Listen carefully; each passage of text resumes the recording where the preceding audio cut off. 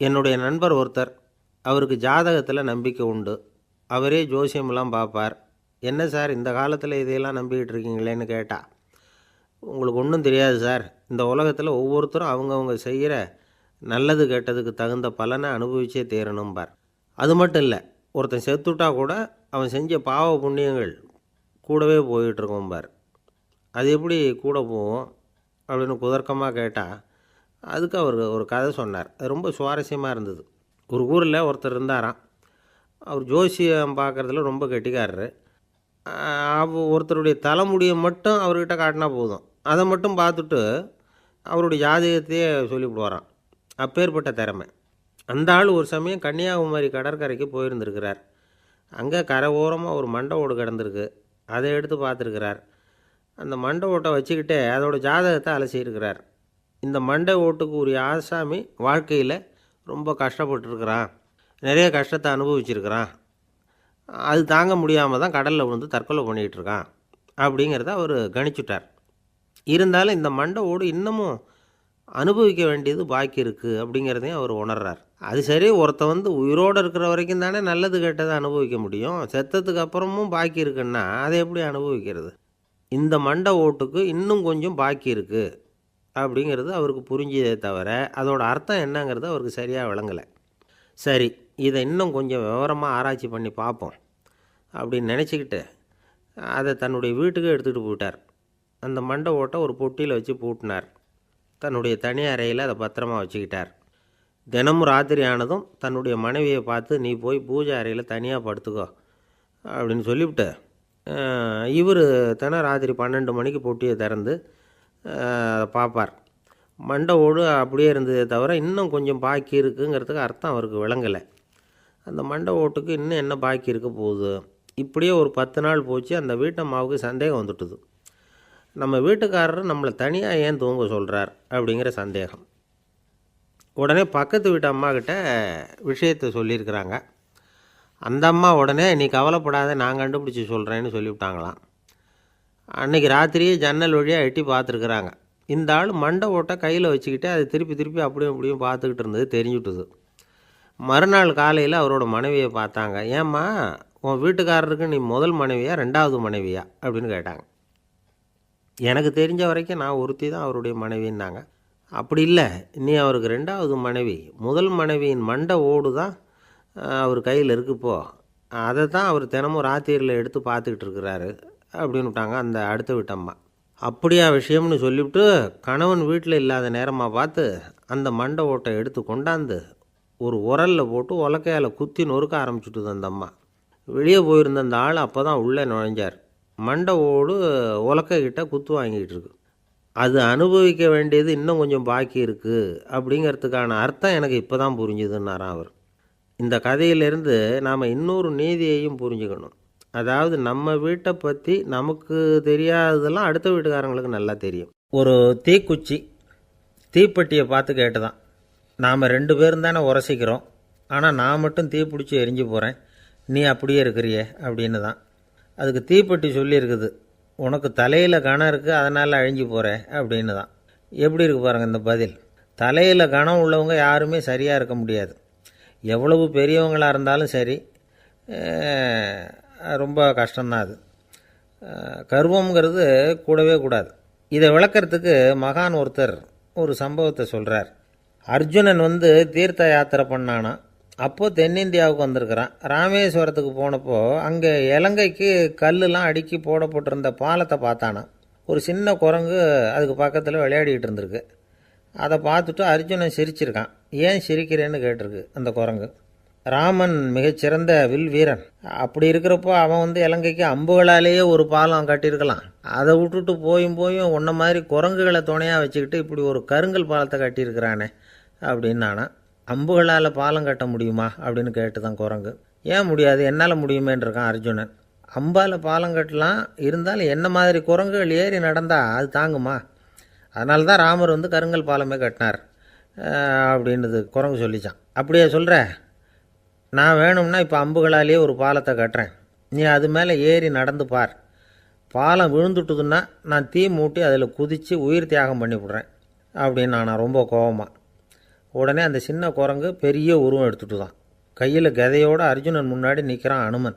பார்த்தா, என்னுடைய தலைவர் ராமரையா இழிவாக பேசுகிற, நீ இப்போ பாலம் கட்டு, நான் என்னுடைய பலத்தை காட்டுறேன் அப்படின்னா அனுமன். அர்ஜுனன் தன்னுடைய காண்டிபத்தை எடுக்கிறான், சரமாரியாக அம்புகளை விடுறான். அதெல்லாம் ஒன்றோட ஒன்று கோத்துக்கிட்டு அப்படியே பாலம் மாதிரி நிற்கிது. அர்ஜுனன் தலை நிமிர்ந்து நின்னான். அனுமன் உயர கிளம்பி அங்கேருந்து பாலத்தில் பொத்துன்னு இறங்கினான். பாலம் அப்படியே நொறுங்கி போச்சு தூள் தூளாக. என்ன அர்ஜுனா, இப்போ என்ன செய்ய போகிற அப்படின்னா ஏளனமாக. அர்ஜுனன் தலையை தொங்க போட்டுக்கிட்டான். சொன்னபடி தீ மூட்டி அதில் குதிக்கிறதுக்காக 3 தடவை சுற்றி வந்தான். அப்போது கிருஷ்ணர் அங்கே வந்தார். என்ன அர்ஜுனா, என்ன நடக்குது, என்ன இது அப்படின்னு ஒன்றும் தெரியாத மாதிரி கேட்டார். அர்ஜுனன் வாயை திறக்கிறதுக்கு முன்னாடி அனுமன் வாயை திறந்தான், நடந்ததை சொன்னான். அர்ஜுனன் சவால் விட்டபடி உயிர் திறந்தே ஆகணும்னா அனுமன். கிருஷ்ணர் யோசனை பண்ணார். நல்லது, இந்த சவால் விட்டதுக்கும் நடந்ததுக்கும் யார் சாட்சி?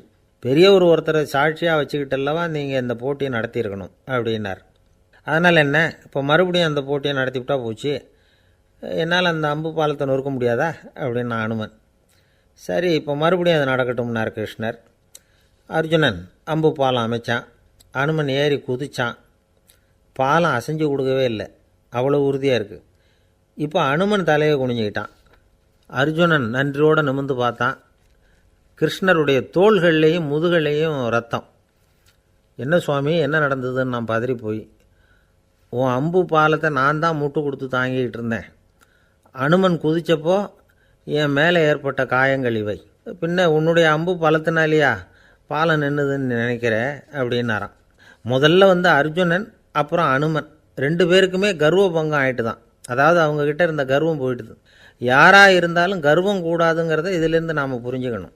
இந்த காலத்தில் நாமெல்லாம் எந்த விஷயத்துக்கெல்லாம் கர்வப்பட்டுருக்கோம் தெரியுமா? 2 பெண்கள் தங்களுடைய கணவன்மார்களை பற்றி ரொம்ப பெருமையாக பேசிக்கிட்டாங்களாம். அதில் ஒரு அம்மா சொல்லியிருக்கு, என் வீட்டுக்காரர்கிட்ட எந்த சப்ஜெக்ட் கொடுத்தாலும் சரி, அந்த விஷயத்தை பற்றி அழகாக 1 மணி நேரம் பேசுவார் அப்படின்னாங்களாம். உடனே இன்னொரு அம்மா, அது என்ன பிரமாதம், என் வீட்டுக்காரருக்கு சப்ஜெக்டே தேவையில்லை, விஷயமே இல்லாமல் நாள் பூரா பேசிக்கிட்டு இருப்பார் அப்படின்னாங்களாம். நம்பிக்கை இல்லைன்னா இந்த உலகத்தில் நாம் நடமாடவே முடியாது. அவநம்பிக்கையோடு இருந்துக்கிட்டு இருந்தால் என்றைக்கும் அவஸ்தை தான். நாம் நம்புறது நடக்குதோ இல்லையோ அது வேறு விஷயம். ஆனால் எதையும் நம்பி தான் நாம் அடி வைக்க வேண்டியிருக்கு. வேறு ஒன்றும் வேணாம், ஒரு லாட்ரி சீட்டு வாங்குகிறோம், அது எங்கே நமக்கு விழப்போகுது அப்படிங்கிற அவநம்பிக்கையோடவா வாங்குகிறோம்? பரிசு நமக்கு தான் அப்படிங்கிற நம்பிக்கை உள்ளூர இருக்கிறதுனால தான் அதை வாங்குகிறோம். இருந்தாலும் முடிவு வேறு மாதிரி ஆகிடுது. அதுக்காக மனசு சோர்ந்து போகிறதில்ல, அடுத்த மாதமும் சீட்டு வாங்குகிறோம். இந்த நம்பிக்கை தான் மனித வாழ்க்கைக்கு ஆதாரம். ஒரு கடையில் போய் டீ சாப்பிட்றீங்க, அந்த டீ நல்ல டீ தானா, அதில் விஷம் கலந்துருக்குமா அப்படிங்கிற சந்தேகம் வந்துட்டுதுன்னு வச்சுங்க. அதுக்கப்புறம் அதை எப்படி நீங்கள் சாப்பிட முடியும்? நம்பி தான் சாப்பிட்ணும். ரயில் ஒழுங்காக போய் சேருங்கிற நம்பிக்கை இருக்கிறதுனால தான் அதில் ஏறி உட்காடுறோம். லெட்டர் ஒழுங்காக போய் சேருங்கிற நம்பிக்கை இருக்கிறதுனால தான் பெட்டியில் போடுறோம். சரி, நம்ம கதையெல்லாம் நம்மளோட இருக்கட்டும். மனித நம்பிக்கை எந்த அளவுக்கு உறுதியாகவும் அறிவுபூர்வமாகவும் இருக்கணுங்கிறதுக்கு அலெக்சாண்டர் வாழ்க்கையில் நடந்த ஒரு சம்பவத்தை உதாரணமாக சொல்லலாம். இந்த உலகத்தையே ஜெயிக்கணும்னு புறப்பட்டார் அலெக்சாண்டர். ஒரு கட்டத்தில் அவர் சிட்னஸ் நதி கரைக்கு சேர்ந்தார். அந்த சமயத்தில் அவருக்கு கடுமையான நோய் வந்துட்டுது. அவர் கூடவே வந்திருந்த கிரேக்க வைத்தியர்கள் என்னென்னமோ முயற்சியெல்லாம் பண்ணி பார்த்தாங்க. இருந்தாலும் அலெக்சாண்டருக்கு வந்திருக்கிறது என்ன நோய்ங்கிறத அவங்களால கண்டுபிடிக்க முடியல. ஏன்னா அந்த பகுதியில் உள்ளவங்களுக்கு மட்டுமே அதிகமாக வரக்கூடிய ஒரு வினோதமான நோயாக இருந்தது அது. ஆனால் அவர் இருக்கிற இடம் எதிரியோட இடம், பாரசீக மன்னனோட ஆளுகைக்கு உட்பட்ட இடம். என்ன பண்ணுறது அப்படின்னு எல்லாரும் யோசனை பண்ணாங்க. பாரசீக மன்னனோட அரண்மனையில் இருக்கிற வைத்தியர் வந்தால் இந்த நோயை குணப்படுத்தி விடுவார் அப்படின்னு சொன்னாங்க. இருந்தாலும் எதிரியோட நாட்டில் இருக்கிற வைத்தியரை கூப்பிட்டு எப்படி நம்பி வைத்தியம் பார்க்க சொல்கிறது அப்படின்னு சொல்லி எல்லோரும் தயங்கினாங்க. ஆனால் அலெக்சாண்டர் தயங்கலை. பரவாயில்ல, அழைச்சிட்டு வாங்கன்னு விட்டார். உடனே அவரை போய் அழைச்சிட்டு வந்துட்டாங்க. அவர் வந்தார். அலெக்சாண்டர் உடம்பை பரிசோதனை பண்ணி பார்த்தார். சரி, இதை குணப்படுத்தி விடலாம், பயப்பட வேண்டியதில்லை. ஆனால் இதுக்கு ஒரு மூலிகை ரசம் தயார் பண்ணி கொடுக்கணும். நான் போய் அதை தயார் பண்ணிவிட்டு 2 நாளில் திரும்பி வந்துடுறேன் அப்படின்னு சொல்லிவிட்டு போனார் அந்த வைத்தியர். அதே மாதிரி 2 நாளில் திரும்பி வந்தார் மூலிகை ரசத்தோட. இதுக்கு இடையில் அலெக்சாண்டரோட தளபதிகளில் ஒருத்தர் ரகசியமாக ஒரு எச்சரிக்கை கடிதம் கொடுத்து அனுப்பியிருக்கிறான். அதை வாங்கி என்ன விஷயம்னு பார்த்தார். இப்போ உங்ககிட்ட வந்திருக்கிற எதிரி நாட்டு வைத்தியரை நம்பாதீங்கோ. அவன் கொண்டுகிட்டு வந்திருக்கிற மூலிகை ரசத்தில் விஷம் கலந்துருக்குது அப்படின்னு அதில் எழுதியிருக்கு. அதை பார்த்தார் அலெக்சாண்டர். இருந்தாலும் கொஞ்சம் கூட அலட்டிக்கலை. வைத்தியர் கொடுத்த மருந்தை வாங்கி கடகடன்னு குடிச்சுட்டார். குடிச்சுட்டு அதுக்கப்புறம் அந்த கடிதத்தில் இருந்த விஷயத்தை அந்த வைத்தியர்கிட்ட சொன்னார். வைத்தியர் திகைச்சு போயிட்டார். தன் மேலே அலெக்சாண்டர் வச்சுருக்கிற நம்பிக்கையை பார்த்து அவருக்கு ரொம்ப வியப்பு. வைத்தியர் உண்மையிலேயே நல்ல மருந்து தான் கொண்டுகிட்டு வந்து கொடுத்துருக்கிறார். அதில் விஷம்லாம் எதுவும் கலக்கலை. அதுக்கப்புறம் அலெக்சாண்டர் அந்த வைத்தியரை பார்த்து சொன்னாராம், நம்பிக்கைங்கிற அச்சாணியை ஆதாரமாக வச்சுக்கிட்டு தான் இந்த உலகம் சுற்றிக்கிட்டு இருக்குது. எனக்கு எதிரியாக இருந்தாலும் பாரசீக மன்னர் ரொம்ப பெரியவர். அப்பேற்பட்ட மன்னருடைய அரண்மனை வைத்தியர் தொழில் நேர்மை இல்லாதவராக இருக்க மாட்டார். அப்படி இருந்தால் அவரை அரண்மனை வைத்தியராக வச்சிருக்கவே மாட்டாங்க அப்படின்னு நம்பினேன். என்னுடைய நம்பிக்கை வீண் போகலை அப்படின்னாராம். இதுதான் மானுட நம்பிக்கைங்கிறது. இந்த காலத்துலேயும் இது மாதிரி இந்த மானுட நம்பிக்கையை ரொம்பவும் சாமர்த்தியமாக கையாளுகிற கெட்டிக்காரங்க சில பேர் இருக்கிறாங்க. இந்த காலத்து குரு, அவருக்கு ஒரு சிஷ்யன்.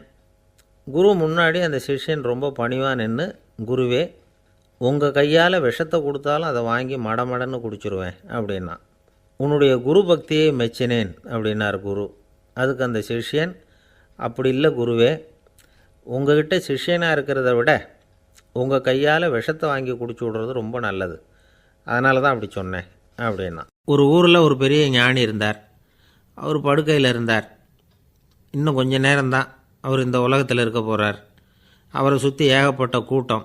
ஏற்கனவே அவருடைய உபதேசங்களை கேட்டவங்க பல பேர் அவரை சுற்றி நிற்கிறாங்க. அந்த ஞானி மெதுவாக கண்ணை திறந்து பார்க்குறார். எல்லாரும் அவருடைய கடைசி வார்த்தையை கேட்கறதுக்காக அவளோட காத்துக்கிட்டு இருக்கிறாங்க. அந்த ஞானி மெதுவாக பேச ஆரம்பித்தார். நான் என்னுடைய வாழ்நாள் பூராவும் உங்களுக்கு நிறைய போதனைகள் சொல்லிக்கிட்டு இருக்கிறேன். பேரானந்தம், மகிழ்ச்சி, தியானத்தன்மை, இதை பற்றியெல்லாம் சொல்லியிருக்கிறேன். இப்போ நான் வேறு ஒரு கரைக்கு போய்கிட்டுருக்கிறேன். நான் இனிமேல் இந்த கரையில் இருக்க மாட்டேன். நீங்கள் நான் சொன்னதையெல்லாம் கேட்டீங்க, ஆனால் எதையும் நீங்கள் நடைமுறைப்படுத்தி பார்க்கல. எல்லாம் கேட்டதோடு சரி, அதோடு விட்டுவிட்டீங்க. அப்புறம் அதை தள்ளி போட்டுக்கிட்டே வந்துட்டீங்க. மேலும் அதை தள்ளி போடுறதுல எந்த பிரயோஜனமும் கிடையாது. இப்போ நான் போய்கிட்டு இருக்கிறேன். உங்களில் யாராவது என்னோட வர்றதுக்கு தயாரா அப்படின்னு கேட்டார். அவ்வளவுதான். யாரும் வாயை திறக்கலை. ஒரே மௌனம், சத்தமே இல்லை. ஒருத்தர் பார்த்துக்கிட்டே நிற்கிறாங்க. அந்த கூட்டத்தில் ஒரு ஆள் அந்த ஞானி கூடவே 40 வருஷத்துக்கு மேலே இருந்திருக்கிறான். அவனும் வாயை திறக்காமல் இன்னொருத்தன் முகத்தை பார்த்துக்கிட்டே நிற்கிறான். இந்த சமயத்தில் பின்னாடி நின்றுக்கிட்டு இருந்த ஒருத்தன் கையை தூக்கினான். ஞானி அவனை பார்த்தார். சரி, ஒருத்தனுக்காவது நம்மோட வர்றதுக்கு தைரியம் இருக்குது அப்படின்னு நினச்சார். ஆனால் அந்த ஆள் என்ன சொன்னான் தெரியுமா? ஐயா, நீங்கள் கேட்குறப்போ நான் உடனே எழுந்திருக்கல, கையை மட்டும்தான் தூக்கினேன். என்ன காரணம்னா, நான் எப்படி அடுத்த கரைக்கு சேர்றதுங்கிறத தெரிஞ்சுக்கிறதுக்காக தான். அந்த விவரத்தை மட்டும் இப்போ உங்ககிட்ட இருந்து நான் தெரிஞ்சுக்க ஆசைப்பட்றேன். ஏன்னா இப்போ நான் உங்கள் கூட வர்றதுக்கு தயாராக இல்லை. எவ்வளவோ காரியங்களை நான் இன்னும் இங்கே முடிக்க வேண்டியிருக்குது. வீட்டுக்கு ஒரு விருந்தினர் வந்திருக்கிறார். என்னுடைய இளைய மகனுக்கு கல்யாணம் பண்ணி வைக்கணும். அதனால் இன்றைக்கி உங்கள் கூட வர முடியாது. அது மட்டும் இல்லை, இப்போ உங்கள் கூட அடுத்த கரைக்கு வந்தால் திரும்பி வர முடியாதுன்னு வேறு சொல்கிறீங்க. அதனால் இப்போ நான் வரல. இன்னொரு நாள் நிச்சயமாக நான் வர்றேங்க, உங்களை சந்திக்கிறேன். அதனால் இப்போ நீங்கள் இன்னொரு தடவை எங்களுக்கு விளக்கமாக சொல்லணும். ஏற்கனவே பல தடவை சொல்லியிருக்கிறீங்க. தயவு பண்ணி இப்போ ஒரு தடவை சொன்னீங்கன்னா சௌகரியமாக இருக்கும். அந்த அடுத்த கரையை அடையிறது எப்படி? இப்போ ஒரு தடவை அதை விளக்கமாக சொல்லிட்டிங்கன்னா நல்லா ஞாபகப்படுத்திக்குவேன். அது சரியான சமயம் வர்றப்போ இது எனக்கு உதவியாக இருக்கும் அப்படின்னு நானா. ஆனால் உண்மை என்ன தெரியுமா? அந்த சரியான சமயம் வரவே இல்லை அப்படிங்கிறது தான் உண்மை. இப்படி அந்த கதை முடியும். இந்த கதை அந்த ஒரு ஆளுக்கு மட்டும் இல்லை, கிட்டத்தட்ட எல்லாருக்குமே அது பொருந்தும் அப்படிங்கிறாங்க விவரம் தெரிஞ்சவங்க. எல்லாருமே அந்த சரியான தருணத்துக்காகத்தான் காத்துக்கிட்டு இருக்கிறாங்களாம். அதுக்காக ஜோசியம் பார்க்குறாங்க, கைரேகை பார்க்குறாங்க. நாளைக்கு என்ன நடக்குங்கிற ஆவலில் எல்லாரும் காத்துக்கிட்டு இருக்கிறாங்க. ஆனால் அந்த ஒரு நாள் ஒருபோதும் வரப்போகிறதில்ல. நீங்கள் தள்ளி போடுறதுக்காக பல அர்த்தமில்லாத காரணங்களை தேடுறீங்க அப்படிங்கிறார் ஒரு ஞானி. காத்திருக்கிறதுலேயே நம்ம காலம் ஓடி போயிடுது. ஏன்னா இன்றைக்கி நாம் சிந்திக்கிறது நாளைக்கு நாம் சிந்திக்கிறது இல்லை. ஒவ்வொரு நாளும் ஒவ்வொரு மாதிரி போயிடுது. நாளைக்கு மறுநாளை பற்றியே சிந்திக்கிறோம். இப்படியே அது பாட்டுக்கு போயிடும். கரையை தொட்டு பார்க்குறது எப்போ? இதுதான் கேள்வி. நமக்கு வேண்டியப்பட்ட ஒருத்தர் ஒரு ரயில்வே பிளாட்ஃபாரத்தில் நின்றுக்கிட்டு இருக்கிறார். அங்கே இருக்கிறவங்ககிட்ட கேட்குறாராம், விசாரிக்கிறார். ஏங்க கிழக்க போகிற ரயில் போயிட்டுதுங்களான்னாராம். போயிட்டுதுன்னு இருக்கிறாங்க. கொஞ்ச நேரம் கழித்து ஏங்க மேற்க போகிற ரயில் போயிட்டுதுங்களான்னு கேட்டிருக்காரு. போயிட்டுதுங்களான் இருக்காங்க. அப்புறம் கொஞ்சம் நேரம் கழிச்சு மறுபடியும் ஏங்க 10:30 மணி வண்டி போட்டுதான்னு கேட்டிருக்கார். தொடர்ந்து காலையிலேருந்து சாயந்தரம் வரைக்கும் இப்படி ஒரே இடத்துல நின்றுக்கிட்டு கேட்டுக்கிட்டே இருக்கிறார். இதை பார்த்துக்கிட்டு இருந்த ஒருத்தர் அவர்கிட்ட வந்து, ஏங்க நீங்கள் எங்கே போகணும் அப்படின்னு கேட்டாராம். இவர் மெதுவாக சொன்னாராம், இந்த ரயில்வே லைனை தாண்டி அந்த பக்கம் போகணும் அப்படின்னாராம். ஒரு சீன தேசத்து அரசர் இருந்தார். அவருக்கு வயசாயிட்டுது. அவருக்கு அடுத்தபடியாக அவருடைய புள்ள பட்டத்துக்கு வரணும், ஆட்சி பொறுப்பை ஏற்றுக்கணும். ஒரு நல்ல தலைவனுக்கு இருக்க வேண்டிய பண்புகள்லாம் தன்னுடைய மகனுக்கு இருக்கணும்னு விரும்பினார் அந்த அரசர். அதனால் இளவரசனை பக்கத்தில் இருந்த ஒரு குரு கிட்ட அனுப்புனார். இளவரசன் அவர்கிட்ட போய் சேர்ந்தான். அந்த குரு என்ன பண்ணார் தெரியுமா? இவனை பார்த்து சொன்னார், இதை பாருப்பா, நீ என்ன பண்ணுற, இப்போவே பக்கத்தில் இருக்கிற காட்டுக்கு போ, நடுக்காட்டில் போய் ஒரு இடத்துல உட்காந்துக்கோ. அங்கே என்னென்ன சத்தம்லாம் உன் காதில் விழுதுன்னு கவனித்து கேளு. உன் காதில் விழுந்த ஓசைகள் என்னென்னங்கிறத என்கிட்ட வந்து சொல்லு, அதுதான் எனக்கு தெரியணும், உனக்கு வேலையும் அதுதான் அப்படின்னு சொல்லி அனுப்பி வச்சுட்டார். இளவரசன் காட்டுக்கு போனான். குரு சொன்னபடியே ஒரு இடத்துல உட்காந்து கவனித்து கேட்டான். அதுக்கப்புறம் குருக்கிட்ட திரும்பி வந்தான். என்னென்ன சத்தம்லாம் கேட்ட அப்படின்னு கேட்டார் குரு. குருவே, காட்டில் நான் பறவைகள் சத்தம்லாம் கேட்டேன், மிருகங்களின் ஓசையையும் கேட்டேன், இதை தவிர இடி மின்னல் மழை இதுகளோட சத்தத்தையும் கேட்டேன் அப்படின்னா. குரு யோசனை பண்ணார், நீ இன்னமும் சரியாக கேட்கல, அதனால் மறுபடியும் காட்டுக்கு போ, கொஞ்ச நாள் தங்கியிருந்து கேட்டுட்டு வா அப்படின்னார். இளவரசனுக்கு ஒன்றும் புரியல. இருந்தாலும் குருவின் கட்டளையாச்சே, மறுக்க முடியுமா? உடனே அவன் மறுபடியும் காட்டுக்கு போனான். ஒரு இடத்துல உட்காந்தான். கொஞ்ச நேரம் உன்னிப்பாக கவனித்து கேட்டான். சில நாள் கழித்து குருக்கிட்ட திரும்பி வந்தான். குருவே, இந்த தடவை சில துல்லியமான சத்தங்களை எல்லாம் கேட்டான்.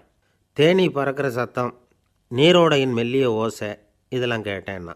குரு சிரித்தார். நீ மறுபடியும் காட்டுக்கு போ, இன்னும் சில நாள் அங்கே இரு, முழுமையாக கவனமாக கேட்டுக்கிட்டு வா அப்படின்னு சொல்லி அனுப்பி வச்சுட்டார். இளவரசனுக்கு குழப்பம் அதிகமாயிட்டுது. ஒன்றுமே புரியல. மறுபடியும் காட்டுக்கு போனான். மௌனமாக ஒரு இடத்துல உட்காந்துட்டான். அப்படியே தியானத்தில் ஆழ்ந்துட்டான். சில நாளில் அவனுக்கு இதுவரை கேட்காத ஓசைகள்லாம் கேட்க ஆரம்பிச்சிட்டுது. இதைத்தான் நான் கேட்கணும்னு என்னுடைய குரு எதிர்பார்த்துருக்கிறாருங்கிறத புரிஞ்சுக்கிட்டான். உடனே குருக்கிட்ட ஓடனான். குருவே, இந்த தடவை காதுகளுக்கு கேட்க முடியாத சில ஓசைகளை கூட என்னால் உணர முடிஞ்சுது. பூ மலருகிற ஓசை, சூரியனால் பூமி சூடாகிறப்போ எழுகிற ஓசை, காலை பனித்துளியை இந்த புல்லுலாம் குடிக்கிற ஓசை, இது எல்லாம் என்னால் நல்லா கேட்க முடிஞ்சுது அப்படின்னா. குருவுக்கு இப்போ தான் திருப்தி ஏற்பட்டு தான். இளவரசனை பார்த்து சொன்னார், இதை பாருப்பா, இப்போ தான் நாட்டை ஆளுகிற தகுதி உனக்கு வந்திருக்குது அப்படின்னு சொல்லி அதுக்கு விளக்கமும் கொடுத்தாராம். எந்த அரசன் தன்னுடைய மக்களின் இதயம் பேசுகிற மௌன மொழியை, மௌன வார்த்தைகளை கேட்குறானோ அவன்தான் ஆள தகுதி உள்ளவன். எந்த அரசன் தன்னுடைய மக்களின் உணர்ச்சிகளை உண்மையாக உணர்றானோ அவன்தான் முதன்மையான அரசன். போலி வார்த்தைகளை மட்டும் கேட்டுட்டு பல மௌன ராகங்களை காதில் வாங்கிக்காதவன் அரசனே இல்லை. எந்த நாட்டில் எப்போ ஒரு அரசன் தன்னுடைய மக்களின் உணர்ச்சிகளை கேட்க மறுக்கிறானோ அன்னையிலேருந்தே அந்த நாடு அழிய தொடங்குது அப்படின்னு அர்த்தம். இதுதான் அந்த குரு இளவரசனுக்கு போதித்தது. வாயால் பேசுகிறத மட்டும் கேட்டு ஏமாறக்கூடாது, உணர்ச்சிகளையும் கேட்குறதுல தான் மனப்பக்குவம் உண்டாகும். மக்கள் உணர்ச்சிகளை புரிந்து கொள்ளாத அரசர்கள் நீடிச்சிருக்க முடியாது. அது மாதிரி நாடுகளில் அடிக்கடி குழப்பம் தான் உண்டாகும். அப்படி இருந்தால் அடிக்கடி ஆட்சி மாறிக்கிட்டு இருக்கும். அப்படிப்பட்ட ஒரு தேசம், அங்கே ஒரு சிறைச்சாலையில் 3 கைதிகள் பேசிக்கிட்டு இருந்தாங்க. ஒருத்தன் சொன்னான், நான் இந்த நாட்டு ராஜாவை எதிர்த்து பேசிக்கிட்டு இருந்தேன், அதனால் என்னை பிடிச்சி கொண்டாந்து இங்கே போட்டுட்டாங்க அப்படின்னா ஒருத்தன். இன்னொருத்தன் சொன்னான், நான் இந்த நாட்டு ராஜாவை ஆதரித்து பேசிக்கிட்டு இருந்தேன், அதனால் என்னை பிடிச்சி கொண்டாந்து இங்கே தள்ளிவிட்டாங்க அப்படின்னா. அது சரி, நீ என்ன தப்பு பண்ண அப்படின்னு சொல்லி 3வது ஆளை பார்த்து இவங்க கேட்டாங்க. அதுக்கு அந்த ஆள் சொல்கிறான், நான் தான் இந்த நாட்டு ராஜா அப்படின்னானா. ஒரு ஆசாமி வேகமாக ஓடிக்கிட்டு இருந்தான். ஏன் இப்படி ஓடுறேன்னு கேட்டார் இன்னொருத்தர். அங்கே ஒரு ஆள் அடிபட்டு கிடக்கிறான், அதை பார்த்தேன், உடனே ஓடுறேன்னா. எங்கேன்னு கேட்டார். ஆஸ்பத்திரிக்குன்னா. ஒரு ஆள் அடிபட்டு கிடக்கிறத பார்த்தா உடனடியாக நாம் செய்ய வேண்டியது முதல் உதவி, அதுக்கப்புறம் தான் ஆஸ்பத்திரி. இன்றைக்கி விபத்துங்கிறது சர்வசாதாரணமாக நடந்துக்கிட்டு இருக்குது. வாகன விபத்து, வெடிகுண்டு விபத்து, தீ விபத்து, கட்டடம் சரியறது, பூகம்பம், இப்படி நிறைய நடக்குது. ஒரு விபத்தை பார்த்துட்டா நம்மளில் பல பேர் நமக்கு என்னத்துக்கு வம்புன்னு ஒதுங்கி போயிடுறதும் உண்டு.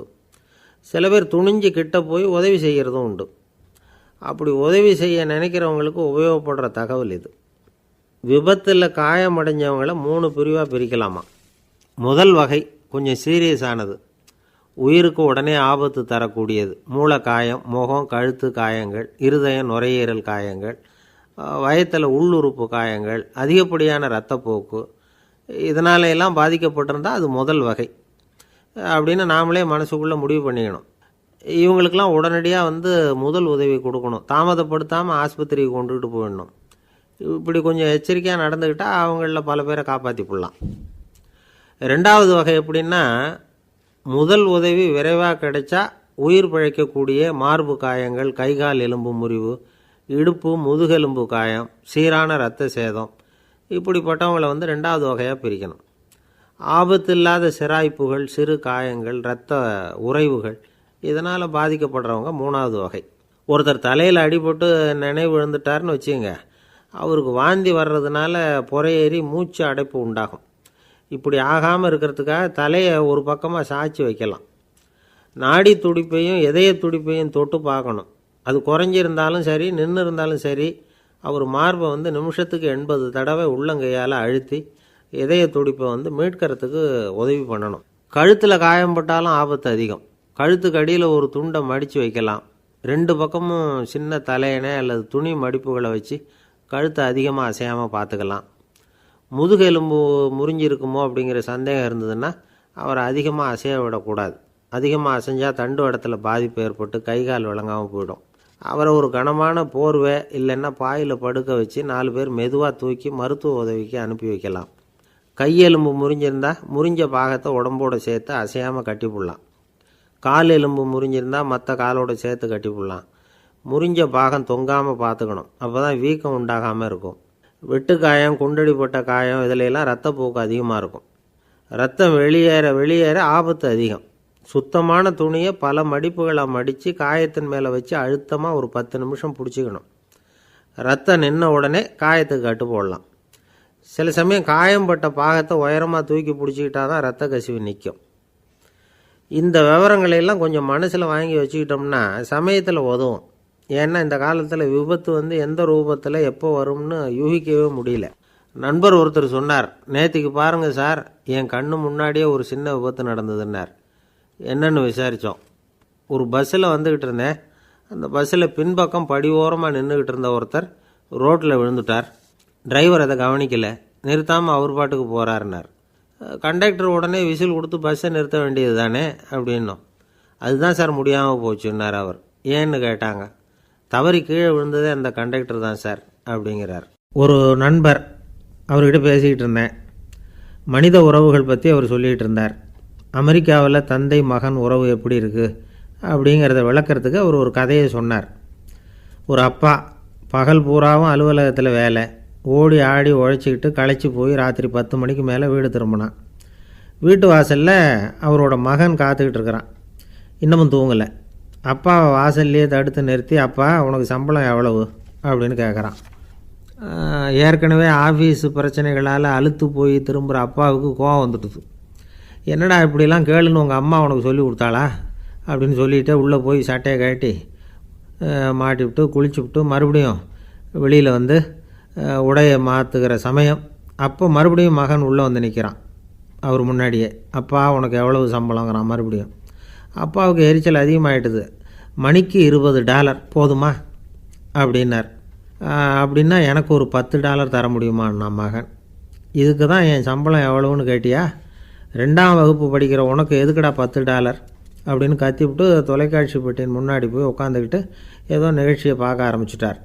கொஞ்ச நேரம் கழித்து மறுபடியும் மகன் நிற்கிறான். அப்பா ப்ளீஸ் எனக்கு ஒரு $10 கொடுக்க முடியுமா? மகனுடைய கண்களில் கண்ணீர்.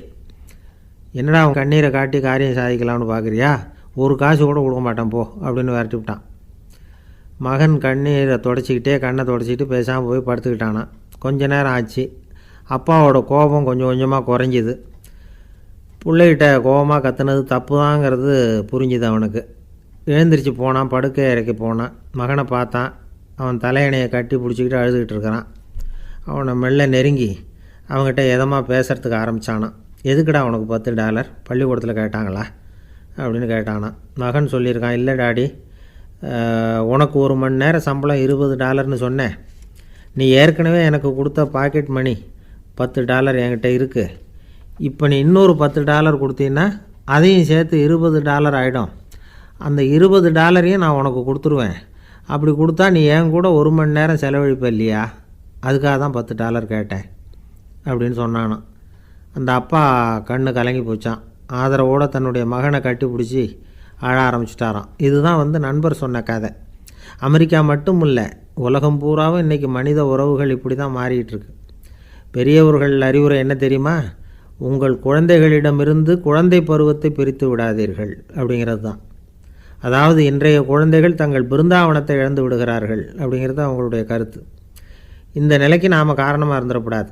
குழந்தைகளோட விளையாடுவோம், குடும்பத்தோடு உறவாடுவோம் அப்படிங்கிறது தான் நம்முடைய நோக்கமாக இருக்கணும்.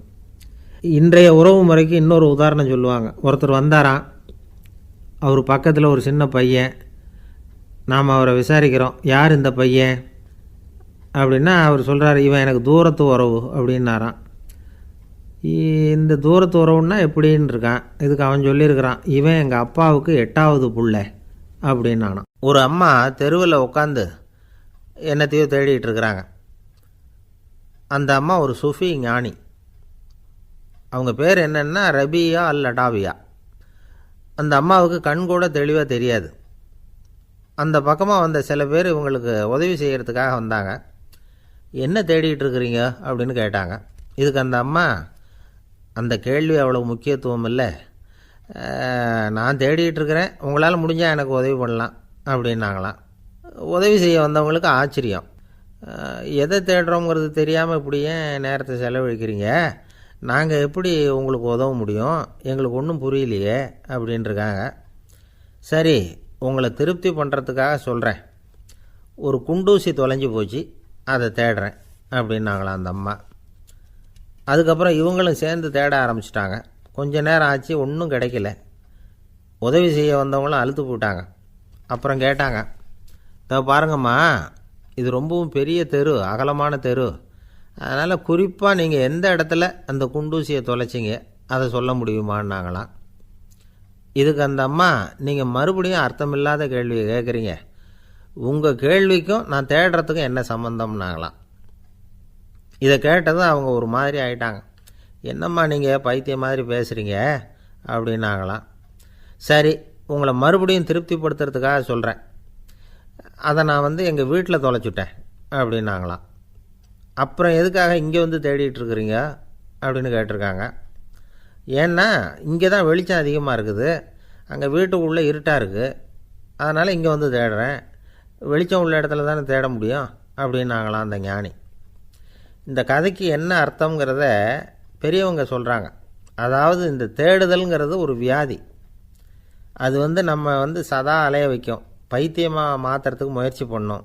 ஒரு காலம் அது நிறைவு அடையவே அடையாது. வாழ்வுங்கிறது ஒரு புரிந்து கொள்ள முடியாத, சதா இயங்கி கொண்டிருக்கிற ஒரு செயல். அதுக்கு ஆரம்பமும் இல்லை, முடிவும் கிடையாது. எதையோ தேடணும் அப்படிங்கிற உந்துதல் நமக்குள்ளே இருக்கும், ஆனால் குறிப்பாக எதை தேடிட்டு இருக்கிறோம் அப்படிங்கிறது புரியாது. அப்படி ஏதாவது ஒன்றை தேடி அடைஞ்சிட்றோம்னு வச்சுக்கோங்க, உடனே ஒரு அதிருப்தி வந்துடும். அதனால் வாழ்க்கைங்கிறது சலிப்பு நிறைந்தது அப்படிங்கிற எண்ணத்தை உண்டாக்கிக்கிறோம். ஒன்று அடைஞ்சதுக்கு அப்புறம் இன்னொன்று தேட ஆரம்பிச்சிருவோம். ஆக இந்த தேடல்ங்கிறது நாம் ஒன்று அடைஞ்சாலும் அடையாவிட்டாலும் தொடர்ந்து நடந்துக்கிட்டு தான் இருக்கும். இதுக்கு முடிவே கிடையாது. இந்த உண்மையை நாம் நல்லா புரிஞ்சுக்கணும் அப்படிங்கிறது பெரியவங்களுடைய கருத்து. ஏழையும் தேடுறான், பணக்காரனும் தேடுறான், நோயாளியும் தேடுறான், நோய் இல்லாதவனும் தேடுறான், அதிகாரம் உள்ளவனும் தேடுறான், அதிகாரம் இல்லாதவனும் தேடுறான், முட்டாளும் தேடுறான், அறிவாளியும் தேடுறான். ஆனால் யாரும் இதை தான் தேடி சாதிக்க போகிறோம், இதுதான் முடிவு அப்படின்னு திட்டவட்டமாக சொன்னதில்லை. ஒன்று அடைஞ்சதும் இன்னொன்று தேட ஆரம்பிச்சிடுறாங்க, அவ்வளோதான். அதாவது உங்களின் தேடுபவர் உங்கள் உள்ளேதான் இருக்கிறார், அவரை தேடி கண்டுபிடியுங்கள். இதுதான் ஞானிகள் நமக்கு சொல்லுகிற ஒரு ஆலோசனை. நம்மால் ஒருத்தன் ஜெயிலில் இருந்தான். இன்னொரு கைதி அவனை பார்த்து கேட்டான், ஏன்பா உன்னை பார்க்குறதுக்கு வெளியிலேருந்து யாருமே இங்கே வர்றது இல்லையே, உனக்கு சொந்தக்காரங்களே கிடையாதா அப்படின்னு கேட்டானா. ஏன் இல்லை, எனக்கு சொந்தக்காரங்க நிறைய பேர் உண்டு, அவங்க என்னை பார்க்க வராததுக்கு காரணம் வேறு அப்படின்ட்டுருக்கான் இவன். என்ன காரணம்னு கேட்டான் அவன். அதுக்கு இவன் சொன்னானா,